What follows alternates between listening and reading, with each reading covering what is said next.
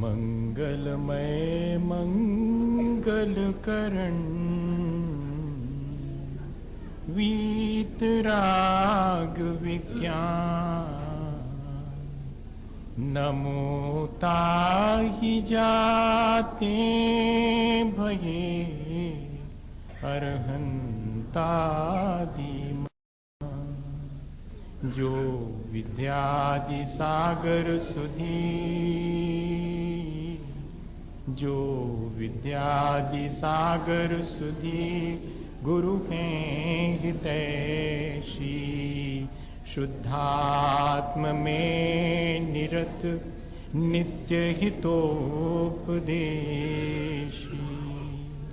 वे पाप ग्रीष्म ऋतु में जल हैं सयानी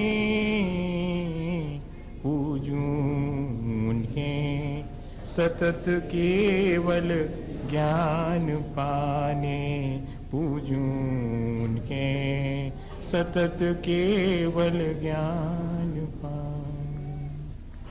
बोले भगवान महावीर स्वामी की, आचार्य कुंद स्वामी की, आचार्य गुरुवर विद्यासागर मुनि महाराज।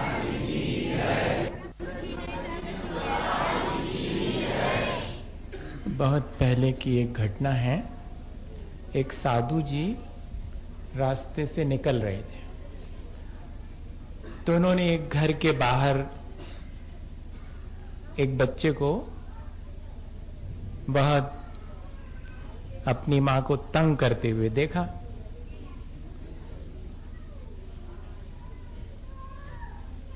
तो वो खड़े होकर के देखने लगे कि बात क्या है, क्यों ये इस तरह से तंग कर रहा है।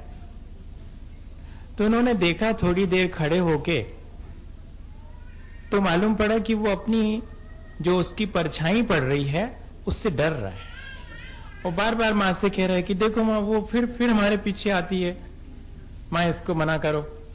वो जहां भागता था परछाई उसके पीछे पीछे आ जाती। परछाई का मतलब ही है कि वो हमेशा साथ रहेगी, पर उसको बड़ा भय लगता था। और वो जाके मां को बार बार, तो मां क्या समझाए, कैसे समझाए। वो साधु जी थोड़ी देर सोचते रहे, फिर उसके बाद धीरे से जाके उस बच्चे से कुछ ना बोला और उसका हाथ उसके सिर पर रख दिया और कहा कि देख जरा पीछे मुड़ के। तो उसने देखा कि उसका हाथ छाया पर भी रखा है, उसकी जो परछाई थी उसमें भी उसका हाथ सिर पे रखा हुआ दिखाई पड़ा। तो साधु जी ने उस लड़के से कहा कि तू इससे डर रहा है, देख तेरा हाथ तेरे पकड़ में आ गई कि नहीं, ये तेरा हाथ इसके सिर पे रखा हुआ है छाया के, और इससे अब डरने की क्या आवश्यकता है। उस बच्चे को तो बहुत जल्दी साधु जी की बात समझ में आ गई, लेकिन हम लोगों को अभी तक शायद समझ में नहीं आई। हम अपनी ही छाया को पकड़ने में यहां से वहां भागते हैं और अपनी ही छाया से डरते हैं। वो जो मूल है, वो छाया किसके वश में है। हमने अपना ही हाथ अपने ऊपर रखा तो छाया के ऊपर हाथ रख गया। हम जो है अपने बाहर के जगत को जितना संभालने की कोशिश करते हैं वो हमारे हाथ से उतना ही फिसल जाता है। हम अपने को संभालने की कोशिश करें तो ये बाहर का जगत तो अपने आप ठीक हो जाएगा। क्या हम अपने अंतरंग को संभालने का प्रयास करेंगे या नहीं करेंगे। हम पिछले दिनों इस पर बहुत सारी बातें कर चुके हैं। हम अपनी वाणी को भी कुछ हद तक संभाल लेते हैं, हम अपने शरीर की क्रियाओं को भी कुछ हद तक संभाल लेते हैं, लेकिन हमारा प्रयास अपने मन को, अपने परिणामों को संभालने का उतना नहीं हो पाता जितना कि होना चाहिए। और ज्यादा कठिन नहीं है अपने परिणामों को संभालना। परिणाम बिगड़े कैसे हैं इस पे जरा विचार कर लें तो संभालने में आसानी हो जाएगी। आज ही वो घटना घटी। वैसे तो मैं ये उदाहरण कई बार पहले भी सुना चुका हूं, पर वो तो सामने सामने सबके जीवन में घटित होती है। कमरे की खिड़की में से चिड़िया लोग भीतर घुस आई हैं, और वो चिड़िया भीतर घुस आई और थोड़ा उसने इधर उधर देखा, खाने पीने की चीज कोई मिली तो खाई, फिर उसके बाद उसके मन में आया कि चलो वापस। लेकिन अब निकले कहां से, दरवाजे सब बंद। अब वो दरवाजे से टकराती है, दीवार से टकराती है, यहां से वहां, और वहीं पर बैठे बैठे हम सोचते हैं कि इतनी बुद्धू है, इसको इतना भी समझ में नहीं आता है कि जहां से आई है वहीं से निकल जाए। लेकिन उसके समझ में नहीं आती, उसका तर्क भी तो सुनो। वो क्या कहती है कि जिस दरवाजे से, जिस छोटे से खिड़की से मैं भीतर आई, जिसकी वजह से मैं यहां के फंस गई, उसमें से कैसे निकल सकती हूं। जिन वजहों से हम फंस गए हैं उन्हीं से हम निकल कैसे सकते हैं। जिस द्वार से मैं इस संसार में प्रवेश कर गया हूं, उसी द्वार से कोई कितना ही समझाए कि इसी से निकल जाओ वापिस। देखो, घर में आने का रास्ता, द्वार वही होता है, उसी में से घर में आ जाता है, उसी में से घर से बाहर। कोई ऐसा तो किसी के यहां नहीं है। आइंस्टीन तो कोई नहीं है इतना कि उसने बड़ी बिल्ली को आने का एक दरवाजा अलग बनाया था और एक छोटी बिल्ली को अलग। उसकी बुद्धि में नहीं आई कि बड़ी जिससे निकल आएगी उसी से छोटी भी निकल आएगी। ऐसा अपन करते हैं क्या कि ये इस दरवाजे से अपन घर के भीतर आएंगे और बाहर निकलने का गेट ये। सिनेमा हो तो अलग बात है कि वो तो घुसवे के दरवाजे वो अलग है। लेकिन हम अपने जीवन में जो है इस चीज को गौर से देखें। वो चिड़िया तो नहीं समझ पाई, वो पक्षी तो नहीं समझ पाता है, पर उससे जरा सा अगर समझ में आ जाए कि जिस दिशा में उसने प्रवेश किया था उसकी अगर दिशा बदल जाए तो उसी द्वार से वो बाहर निकल सकती है। जिस मोह से मैं संसार में प्रवेश करता हूं, उसी मोह से विपरीत अगर निर्मोह हो जाऊं तो इसी संसार से बाहर निकल सकता। रत्तो वंददि कम्मम मुंचदि जीवो विराग संपन्नो ऐसो जिनोपदेशो तम्हा कम्मे सुमारज। इस संसार में बंधता है जीव अपने राग द्वेष और मोह परिणाम के द्वारा। और मुंचदि जीवो विराग संपन्न।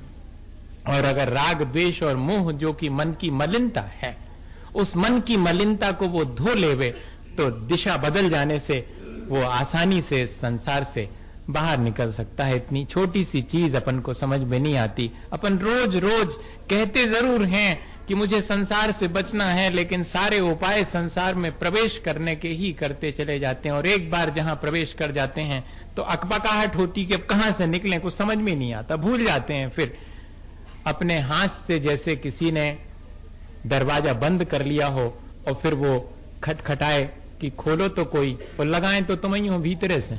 अब खोले को बाहर से लगो हो तो दूसरे ने लगाया होता तो खोलता। किसी दूसरे ने हमें संसार में अगर बंधन में डाल रखा होता तो भैया उससे हम मर्सी अपील कर लेते, उससे जाकर के हम दया की भीख मांग लेते कि छोड़ दो, अब ऐसी गलती नहीं करेंगे। किसी और ने किया होता तो फिर भी ठीक था, लेकिन हमने अपने हाथ से अपने लिए बंधन बनाए हैं। अब खोलने के लिए तो कोई और तो आएगा नहीं, हम ही को अपने बांधे हुए बंधन खुद खोलना पड़ेंगे। इसकी तैयारी हमें करनी चाहिए। अपने भीतर स्वयं हम देखें कि कहां कहां अच्छाई है और कहां कहां बुराई है, कहां मेरा मन मलिन हो जाता है और कहां मेरे मन में किन निमित्तों के माध्यम से मेरे मन में निर्मलता आती है, और कैसे निमित्त मिलते हैं तो मेरे मन में कैसे मलिनता आने शुरू हो जाती। कई बार तो वही निमित्त मिले बिना ही मैं अपने मन में विचार कर करके अपने मन को और मलिन कर लेता हूं। बैठे बैठे कोई सामने नहीं है, लेकिन मन में विचार स्मरण कर करके और मैं अपने मन को मलिन भी कर सकता हूं। मैं चाहूं तो अच्छे विचार करके और अपने मन को जो है निर्मल भी कर सकता हूं। सुबह सुबह हम कैसेट सुन रहे थे तो उसमें पंडित जी साहब कह रहे थे कि अरे सुबह से उठ करके किसका मुंह देखो, जिसका मुंह देखेंगे वो सब रागी ही होंगे, और रागी का मुंह देखने से तो राग ही बढ़ेगा। वीतरागी की मुख मुद्रा देखो तो क्या करो, क्या सवेरे से उठो और सीधे मंदिर में आ जाओ? कहते ऐसा संभव नहीं है, तो क्या करें फिर? वीतरागी की छवि देखने के लिए कहते कुछ नहीं करो, आंख बंद करो और विचार करो कि बा आ गई मंदिर की वेदी, बीच की वेदी है कि बाजू की वेदी है कि नेमीनाथ भगवान की है कि बाहुबली पे खड़े होने, जहां खड़े होने होते ही आंख बंद करो और वहीं मन में आ गए। जहां जाना चाहो तो शिखर जी की टोंक याद आ जाए, यहीं से जरा शिखर जी कहा और पार्श्वनाथ भगवान की टोंक, और वहां पर देखो आचार्य श्री के साथ ही हमने वंदना करी थी। फिर नीचे जाके देखा था वहां चाय बन रही थी वहीं बाजू में, और ओरिजिनल स्थान तो वहीं है जो नीचे है गुफा के भीतर। अब ये सब ख्याल आ गया कि नहीं? अब वहां पहुंच गए, बैठे यहां पर अब भी आप नहीं पहुंच पाए होंगे, हमें याद है इसलिए पहुंच गए। जिसको जहां का याद हो वह सुबेरे से पहले उठ करके किसको प्रणाम, किसके दर्शन, आंख खुली किसी को नहीं देखना है, हाथ जोड़ के आंख बंद करके और स्मरण कर लेना। जब हम बुरी स्मृति से हमारे मन को हम मलिन कर लेते हैं तो अच्छी स्मृति से अपने मन को अच्छा नहीं बना सकते क्या? इतना छोटा सा काम नहीं कर सकते हैं? बहुत आसानी से कर सकते हैं। बाह्य निमित्त भले ही ना मिले, लेकिन हम जो है अपने अंतरंग में अच्छे निमित्तों को स्मरण कर करके और अपने परिणामों को चाहें तो मलिन जो हैं उनको अच्छा बना सकते हैं, परिणामों को निर्मल कर सकते हैं।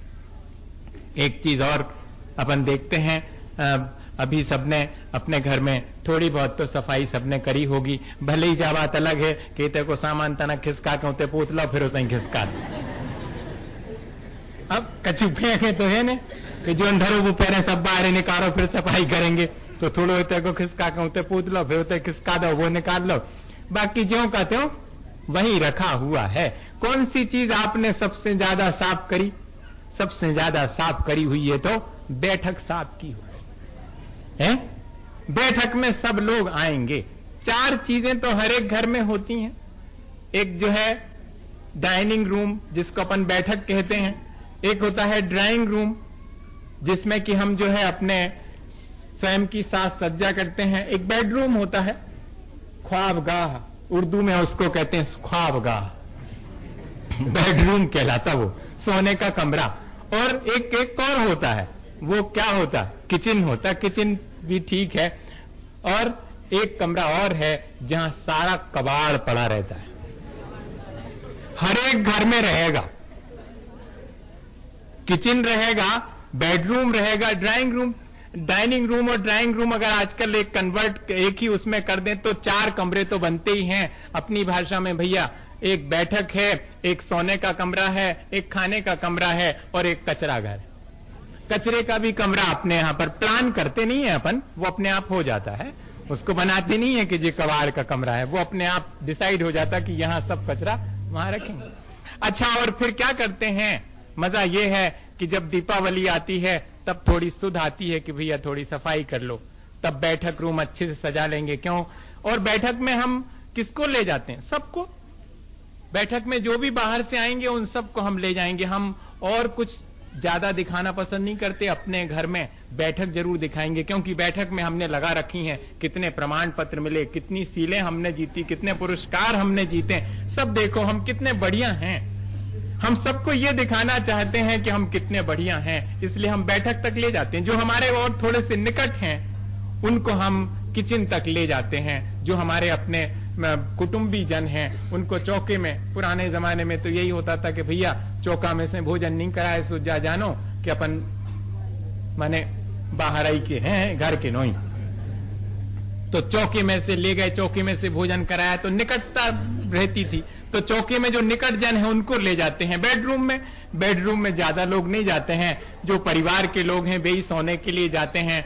और 3 कमरों में तो फिर भी लोग जाते हैं। चौथे में तो दिवाली नहीं आवे तो कोई नहीं जाए, वो तो पड़ा रहता वहां पर, वो काम कुछ नहीं आता है। लेकिन वो एक कमरा है जहां कि हम अपना सब आल जाल डालते चले जाते हैं, जिसका कोई उपयोग नहीं है, फिर भी हमारे जी से छूटता नहीं है। कहीं ऐसा ही तो नहीं कि हमारे जीवन में भी 4 कमरे हमारे भीतर हों।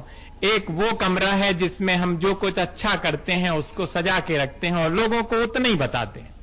हम अपने भीतर का जो कमरा है बैठक वाला, और दूसरा कमरा है जहां हम भोजन इत्यादि करते हैं, वहां पर बहुत थोड़े से लोग जाते हैं। और ख्वाबगाह में तो सोते समय क्या है, उसका नाम ही ख्वाबगाह है, सपना देखते रहते हैं दुनिया भर के। और चौथा वाला हमारे भीतर भी वो कमरा है जहां बहुत सारी गंदगी पड़ी हुई है। कभी क्या कोई दीपावली, मेरे ख्याल से तो पर्यूषण पर्व जो है, दीपावली अगर बाहर के कबाड़ खाने को साफ करने की है तो भीतर जो गंदगी इकट्ठी हो गई है वर्ष भर में, उसको वॉश आउट करने के लिए पर्यूषण आता है या 10 लक्षण आते हैं, या कि धर्म का कोई भी अवसर आता है, वो काय के लिए आता है। आज अपन प्रवचन के लिए बैठे हुए हैं, इतवार है तो रूटीन है इसलिए बैठे हैं। नहीं भैया, कम से कम एक दिन तो हफ्ते में निकालो, महीने में एक दिन निकालो, 6 महीने में एक दिन निकालो, साल भर में एक दिन तो निकालो, कि जब हम बैठ करके जो है अपने भीतर की मलिनताओं को धीरे धीरे निकालने का भी उद्यम पुरुषार्थ हम करेंगे कि कहीं कोई इतने दिनों में मलिनता इकट्ठी हो गई है तो उसको हम निकाल दें। वैसा प्रयास अपन को करना चाहिए, ये सोच करके कि अगर ये संचित होता चला जाएगा। क्या है असल में कि हम दूसरे की तो अच्छाई पसंद करते हैं, लेकिन अपनी बुराई भी पसंद करते हैं। बुराई मतलब हमारे भीतर जो बुरा है उसको हम पसंद करते हैं, इसी तरह रखे हैं, और जिस दिन हमें वो पसंद नहीं आएगा तो फेंक नहीं देंगे। बताओ, अपने जो मलिनताएं हैं उनसे भी हमें इतना लगाव हो जाता है कि उन मलिनताओं को कौन नहीं जानता। अच्छा बताओ कि क्रोध करना अच्छी बात है कि मलिनता है, तो अलग कर दो भैया। अब लेकिन ऐसा थोड़ी है कि जो क्रोध है धरो तो हमने आज निकारो सुबेरे और फेंक आया अब नया है, ऐसा नहीं है। लेकिन हमेशा सजग रहना पड़ेगा कि किसी भी क्षण आ ना जाए, वो वहीं के वहीं मौजूद रहता है। ये मलिनता मेरे भीतर है, विषय और कषाय की मलिनता मेरे भीतर हमेशा 24 घंटे है। मुझे क्या उद्यम करना चाहिए? मुझे हमेशा सावधान रहना चाहिए कि ये मलिनता मेरे भीतर बढ़ती ना चली जाए। कल से आज मेरी मलिनता कम हुई है कि नहीं हुई है कि बढ़ गई है? अपन अगर ऐसा भी सोच लेवें तो बहुत आसानी से, जब हम दूसरे के अंदर कोई मलिनता पसंद नहीं करते, दूसरे के भीतर अच्छा होना पसंद करते हैं, तो अपने भीतर भी तो हम झांक के देखें कि मेरे भीतर कहां अच्छापन है और कहां मेरे भीतर बुराई है, कहां मेरे भीतर मलिनता है। आत्मशोधन के लिए हमें तत्पर रहना चाहिए। तब सबसे पहले जरूरी है कि हम अपनी मलिनताओं को पहचानें कि हमारे भीतर भी मलिनता है। ऐसा ना हो कि मलिनता संचित होती रहे और हम गीत जो है वो गाते रहें, माने उपाय तो हम मलिनता के करते रहें और वाणी से कहते रहें निर्मलता निर्मलता वाली बात, तो फिर हमारी मलिनता कभी दूर नहीं होगी। इसलिए एक बहुत छोटा सा उदाहरण आपसे कहूं, दिन भर में जैसे पुराने जमाने में हुआ करता था, ये अब तो बहुत मुश्किल है, अभी भी करना चाहें तो कोई ऐसा नहीं है। पहले लोग लड़ाई लड़ते थे, आमने सामने लड़ाई लड़ते थे।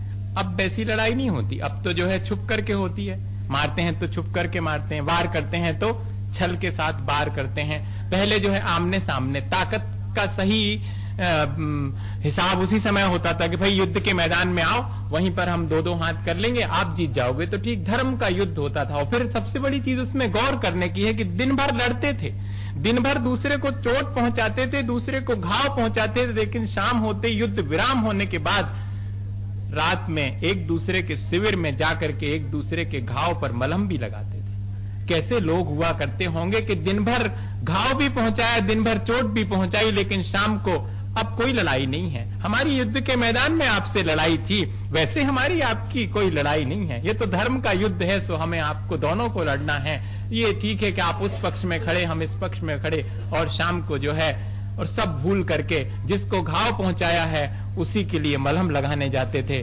हम तो ऐसा इतना भी नहीं कर पाते हैं कि अगर हमने सुबह से शाम तक जो है अगर अपने जीवन में किसी को तकलीफ पहुंचाई है, घाव पहुंचा दिया है, या मैंने दूसरे को घाव क्या पहुंचाया, मैंने अपने भीतर एक घाव कर लिया है। अगर ऐसा कोई विचार करें, दूसरे को जब जब हम तकलीफ पहुंचाते हैं तो ध्यान रखना कि अपने भीतर ही एक नई तकलीफ को हमने बिठा लिया है। जैसे कि कोई व्यक्ति, एक व्यक्ति था, वो क्या करता था, वो उसकी छत पूरी की पूरी कीचड़ से भरी। लोगों ने कहा ये जो क्या कर रहे, और रोज इकट्ठो कर जा रहे, कहने बाजूवारे पे फेंकने हैं। तो जब बाजूवारे पे फेंको, जब तो फेंको अपने थे, तो जब पहले मचा के धल लो तुमने सब। इसी तरह से जो है ईर्ष्या है, क्रोध है, कषाय हैं, दूसरे पर मुझे कषाय फेंकनी है तो पहले अपने भीतर तो संचित करना पड़ेगी मुझे। मैं पहले अपने मन को गंदा करूं, फिर दूसरे पर वो गंदगी फेंकूं। ऐसी बुद्धिमानी तो शायद कोई भी नहीं करता होगा। इतना गैर बुद्धिमानी का काम हम अपने अंदर देखें कि हम मल को संचित करते चले जा रहे हैं क्या, या कि हम सुबह से शाम तक जो मल संचित हो जाता है, जो मैल हमारे भीतर आ जाता है, जो बुराइयां हमारे भीतर आ जाती हैं, उनको हम शाम को जो है हटाने के लिए कोई प्रयत्न करते हैं। सुबह शाम की सामायिक अब भूलती चली जाती है।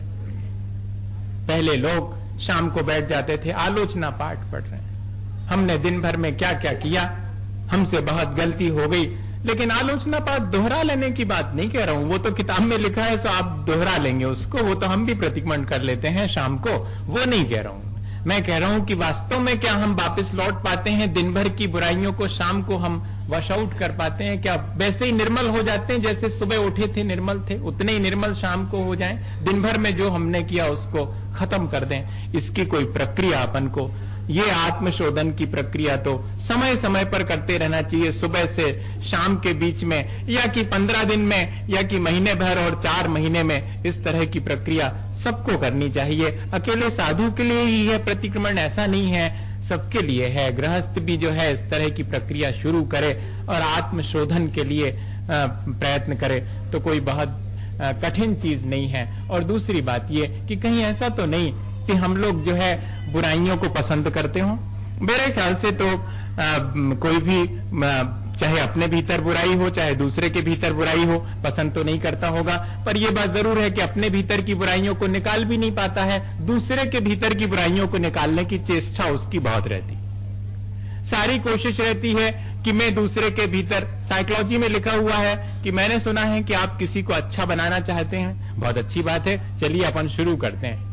किसी ना किसी को अच्छा बनाना है तो कहते अपने से ही शुरू करो ना, लाभ का धंधा करो। जब किसी को अच्छा बनाना चाहते तो अपने को ही अच्छा बनाओ ना, यहां से शुरू करें। लेकिन इस तरफ दृष्टि नहीं जाती है।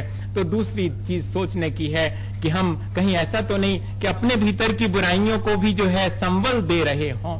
दूसरे की बुराई को तो हम संबल नहीं देते हैं, पर अपने भीतर की बुराइयों को तो हम मजबूत बनाते चले जाते हैं। क्या हुआ, एक बार ये उनकी कहानी है, ये कन्हैयालाल मिश्र प्रभाकर हुए हैं, एक बहुत बड़े राइटर, तो वो उन्होंने लिखा है लाल चिड़ी ऐसा करके। वो कुछ नहीं है, ऐसे अपने आप ही मिल जाएंगे ऐसे लोग, थोड़ा उनका कम रहता है दिमाग, पर अपन का उनसे ज्यादा कम रहता है तो अपन चिढ़ाते हैं उनको।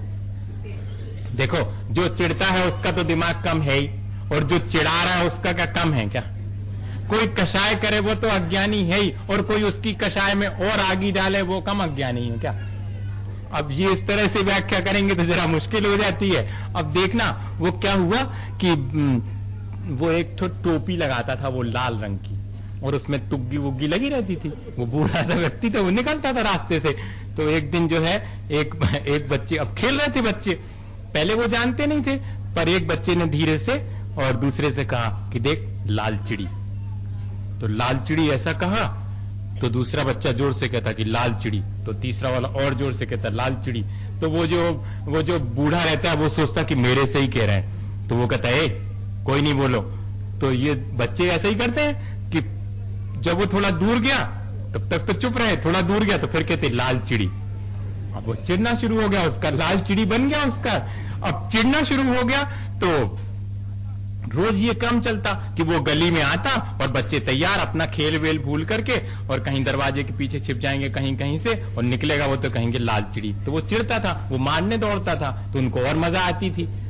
अब एक दिन जो है उन सब बच्चों के पिता ने देखा, उसमें से एक ने सोचा कि देखो इतने वृद्ध हो गए बाबा जी और इनको ये बच्चे कैसा तंग करते हैं, अपना खेल खेलें तो ठीक है लेकिन ये निकलते हैं, इनको कैसे, फिर वो गालियां देने लगते थे या लाठी से मारने दौड़ते थे बच्चों को, बच्चे खिलखिला के हंस के और भाग जाते थे। तो एक दिन जो है सब बच्चों को बुलाया उन्होंने, अभी वो नहीं आया था वृद्ध, उसके पहले ही बुलाया कि देखो वो जो बाबा जी निकलते हैं तुम लोग उनको लाल चिड़ी क्यों कहते? बोले क्या करें, वो चिढ़ते हैं तो हम कहते हैं, अगर वो चिढ़ना बंद कर दे तो हम नहीं कहेंगे। उन्होंने कहा नहीं, वो चिढ़े चाहे नहीं चिढ़े तुम्हें कुछ नहीं बोलना। बोले आप कह जरूर रहे हैं लेकिन मजा तो उनको भी आता है। तो उन्होंने कहा ऐसे कैसे मजा आता है, लेकिन ये अच्छी चीज नहीं है, तुम्हें नहीं करना चाहिए, तुम हमारी बात मानो। तो बच्चों ने कहा ठीक है हम आपकी मान लेते हैं। और जब वो आए बाबा जी निकले तो सब बच्चों ने धीरे से देख तो लिया पर किसी ने कुछ नहीं बोला कि अब पिताजी ने कह दिया था, तो सब अपने खेल में लगे रहे। बाबा जी बार बार मुड़ मुड़ के देखें कि कोई नहीं कह रहा। देखना आप, वो गली के इस कोने से उस कोने पर 2-3 बार गए और बच्चे खेल में मशगूल हैं, वो कई ने, उनने सोचा शायद देखा नहीं होगा, तो उनने और खकार करके और थोड़ा लाठी वाठी बजा करके कि हम निकल रहे हैं, तुम कोई नहीं कह रहे। बहुत कोशिश की लेकिन बच्चे तो चुपचाप थे, उनने कुछ नहीं कहा। जब ये गली के उस मोड़ पर बाद में पहुंचे तो वहीं पर जिनने अपने बच्चों को समझाया था वो मिल गए, तो उन्होंने बाबा जी को प्रणाम किया और कहा कि क्यों बाबा जी आज आप गली से निकले तो कोई बच्चे ने तंग तो नहीं किया? अब वो उनको घूर के देखने लगे, कहने क्या मतलब? तो बोले यही कि हमने हमने आज समझा दिया। अच्छा, आप ही जनाब हैं जिनने समझा दिया है बच्चों को। आपको हमारे और बच्चों के बीच में बोलने से क्या मतलब था? वो चिढ़ाते थे और हम चिढ़ते थे, आपको क्या तकलीफ है इसमें? ये छोटी सी घटना है, लेकिन ये बहुत बड़ा संदेश दे रही है कि कहीं ऐसा तो नहीं कि हमारी भी आदत में ये मशगूल हो गया हो कि हम उन्हीं चीजों में मजा लेने लगे हों जिन चीजों से कि हमारा संसार बढ़ता है। अब चिढ़ने और चिढ़ाने में कौन सा आनंद आ रहा, लेकिन हम उसी में आनंद ले रहे हैं कि आप लाल चिड़ी कहेंगे और हम चिढ़ेंगे, जबकि कोई मतलब नहीं है। इसी तरह से जो है आप कषाय करवाओ और हम कषाय करेंगे। शायद हम इस तरह कषायों को या कि अपने भीतर की मलिनताओं को जानते हुए भी कि ये ठीक नहीं है, क्या वो बाबा जी नहीं जानते हैं? लेकिन वो उल्टा उसको डांट रहे हैं कि तुम कौन होते हमारे बीच में बोलने वाले। हम अगर अपने मन को मलिन कर रहे हैं तो अगर कोई थोड़ा टोक देवे कि आप अपने मन को मलिन मत करिएगा, तो हमको अच्छा लगता है या नहीं लगता है? ये जरा सा विचार करने की बात है। अपने भीतर की मलिनताओं को स्वयं देखें और उनको निकालने की प्रक्रिया कर रहे हैं या कि बढ़ावा दे रहे हैं, इस चीज पर हम ध्यान दें तो शायद हमारा मन धीरे धीरे उन मलिनताओं से बचेगा। दो ही चीजें हैं, मैं अपनी मलिनताओं को पहचान गया हूं, फिर मुझे अपनी उन मलिनताओं को दूर करने की प्रक्रिया सुबह से शाम तक करनी है, अपनी उन बुराइयों को बढ़ावा नहीं देना है। और अब इन सब के बाद आखिरी बात मुझे कहनी कि जितना हो सके मुझे अपने जीवन को अच्छा, साफ सुथरा और निर्मल बनाना है। मन निर्मल कैसे बनता है सब जानते हैं, बताइए? कोई नहीं जानता क्या? आप किसी से गुस्से में बात करिएगा, आपका मन भी मलिन हो गया, सामने वाले का भी। आप किसी से प्रेम से बात करिएगा, आपका मन भी प्रसन्न हो गया, सामने वाले का भी मन प्रसन्न। इतना तो छोटा सा उपाय तो कोई भी जानता है मेरे ख्याल से। वाणी के माध्यम से, इसी तरह शरीर के माध्यम से, इसी तरह जो है मन के माध्यम से, कि मैं अपने मन में जो है दूसरे के प्रति हमेशा अच्छा विचार रखूं, मेरे अंदर पॉजिटिव अप्रोच रहे, मेरे अंदर सकारात्मक सोच रहे। ये बहुत जरूरी है अपने मन को अच्छा बनाने के लिए।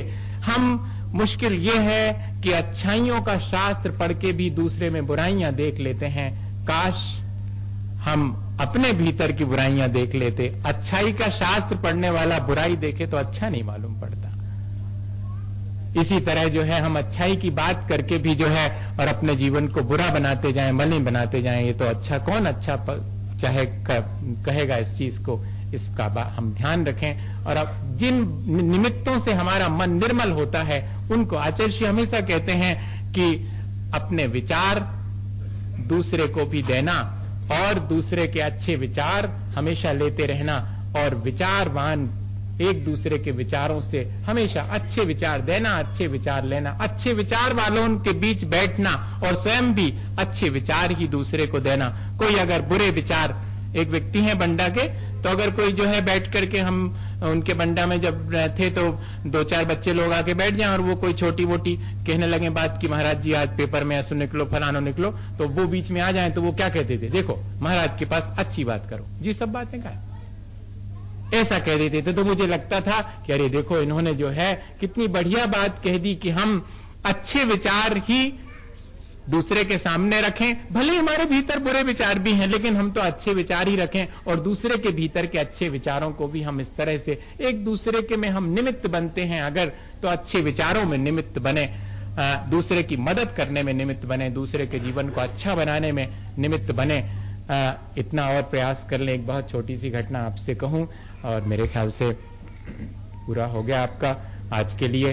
अभ्यास है ये, तो अब इसमें से जो भी आप अभ्यास करना चाहें मैं भी करूंगा अभ्यास। ऐसा नहीं है कि मैं जो आपसे कहता हूं उसका मैं अभ्यास नहीं करता हूं, मुझे भी अभ्यास करने का मन होता है कि मैंने जो चीज कही, मुझे बहुत पहले किसी ने कहा था कि वो सब कुछ क्यों कहते हो जो तुम स्वयं नहीं करते। तीर्थंकर शायद इसीलिए जो है दीक्षा लेने के बाद, पर क्या करें ये पंचम काल है और वैसे तो आचार्य भगवंतों को ही प्रवचन करने का कहना चाहिए, वास्तव में राइट है, अधिकार है। हम तो जो है प्रवचन नहीं करते, हम तो आपसे बात करते हैं, हम हमेशा आपसे यही कहते हैं। उपदेश तो महापुरुष दिया करते हैं भैया, हम उपदेश नहीं, हम तो सिर्फ आपसे बात करते हैं कि थोड़ी बातें हमारे समझ में आई हैं, थोड़ी आपके समझ में आई होंगी, अपन आदान प्रदान कर लेते हैं, जो जिसके समझ में आया ठीक ठीक समझ करके और अपना रास्ता अच्छा कर लेवें। तो सबको जो है इस चीज का विचार करना चाहिए। एक बहुत छोटी सी घटना है, मैं उसको बहुत कम सुनाया करता हूं, पर याद आ गई अचानक आज जो है। एक युद्ध हुआ, लड़ाई हुई, सैनिक लोग बहुत हताहत हुए, मारे गए। और जब लड़ाई खत्म हुई तो एक सैनिक का भाई भी उस सेना में था। तो उसने देखा कि भाई वहीं पर युद्ध के क्षेत्र में रह गया है, पता नहीं कहां घायल पड़ा होगा। तो रोशनी लेकर के गया है और वो ढूंढता है अपने भाई को। तो आवाज आती है, कराहने की आवाज आती है। पहुंचता है वहां पर तो भाई कहता कि पानी। वो जल्दी से जो है उसे पानी पिलाने के लिए होता है, उतने में ही जो है और बाजू से आवाज आती है कि पानी। जैसे ही उस भाई को ये आवाज आती कि पानी, वो समझ जाता है कि ये तो सरदार की आवाज है, जो उनका सरदार था। तो वो भाई को इशारा करता है कि मुझे बाद में, पहले मेरे सरदार को पानी पिला दो। वो उस तरफ चला जाता है 10-25 कदम और अपने सरदार को पानी पिलाने के लिए होता। जब जैसे ही पानी देने को होता उतने में ही बाजू से और आवाज आती कि पानी। तो वो सरदार कहता है कि नहीं, मुझे बाद में, पहले वो एक सैनिक छोटा सा है उसको पानी पिलाओ। जब तक उस सैनिक के पास पहुंचता है तब तक वो सैनिक दम तोड़ देता है। वापस लौटता है तो सरदार भी दम तोड़ देता है, और वापस जब तक लौटता है तो भाई भी दम तोड़ देता है। घटना तो कुल इतनी सी ही है, लेकिन इस घटना के पीछे कहते हैं इसमें से 2 लोग जो है मानवता के इतिहास में अपना नाम लिखवा के चले गए। बताइएगा वो 2 लोग कौन थे? पानी पिलाने वाला वो भाई नहीं। जिन 2 लोगों ने, जिस भाई ने कहा था कि मुझे बाद में, पहले मेरे सरदार को, और जिस सरदार ने यह कहा था कि मुझे बाद में, उस सामान्य सैनिक को, वे 2 लोग जो है वो मानवीय अपनी सुख सुविधाओं को हम छोड़ करके और दूसरे के लिए कुछ कर पाए हैं। इसमें हमारा मन कितना निर्मल होता है, ये कभी आप जब स्वयं एहसास करेंगे तब होगा। मैं तो ऐसा कहता रहता हूं हमेशा, तो आपको ये लगता होगा कि इनको अकेले पर के कल्याण की चिंता है और तो कोई चिंता है ही नहीं है। तो भैया इसका अर्थ ऐसा नहीं लेना। मेरा कहने का आशय ये है कि हमारा मन अगर उस चीज से निर्मल होता है कि दूसरे को हम अच्छा कुछ दे सकें, हमारे पास जो अच्छा है वो हम दूसरे को दे सकें, तो हमारे पास जो अच्छा है वो कमती थोड़े ही हो जाएगा। विचार ही तो हैं, और विचार या कि ज्ञान जितना दो उस कभी कम नहीं पड़ता है, बल्कि और मंझता चला जाता है। इसलिए कोशिश करनी चाहिए कि हम अपने अंदर जितनी उज्ज्वलता आई है उस उज्ज्वलता को बांटें, और जो मलिनता हमारे भीतर है उसको नहीं बांटें, उसको हम जल्दी से अपने भीतर ही और हटा करके अपने जीवन को निर्मल बनाएं। मेरे ख्याल से हम सब जो है प्रयास करेंगे थोड़ा थोड़ा कि हम सबका मन, हम सबके वाणी, हम सबका जीवन और निर्मल हो। इसी भावना के साथ बोलिए आचार्य गुरुवर विद्यासागर मुनि महाराज।